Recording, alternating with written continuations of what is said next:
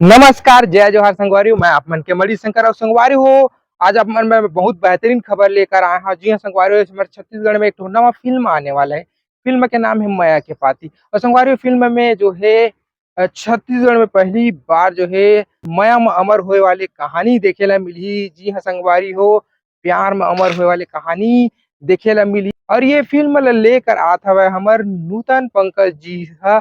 और फिल्म के कलाकार की बात करबो तो संगवारी फिल्म के हीरो हवै आजा मजा मार ले सुपर हिट गाना के भूपेश कुमार जी हरे। और संगवारी हो दबा बल्लू फेम किशन सेन जी भी हवै। और संगवारी हो फिल्म की हीरोइन की बात करबो तो काजल सोनबीर जी है और साथ ही साथ श्रुति सिन्हा जी है। तो संगवारी हो ये फिल्म जो आत हवै 21 मार्च के आते आप सबों के नजदीकी सिनेमा घर में।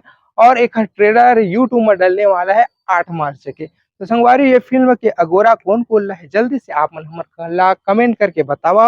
और मोला तो बहुत ज्यादा अगोरा है संगवारी हो काबर की हमर किशन सेन भैया के हाल ही में डोली लेके आजा फिल्म आ रही से सुपर हिट रही से। और फिर से देखे मिली बड़े पर्दा में ओखर एक्टिंग डांस। और संगवारी हो ऐसी नवा नवा खबर देखे बर हमारे चैनल ला सब्सक्राइब कर लो। ऐसी नया नया फिल्म के खबर हम आप मन बर लेके आते रहथन।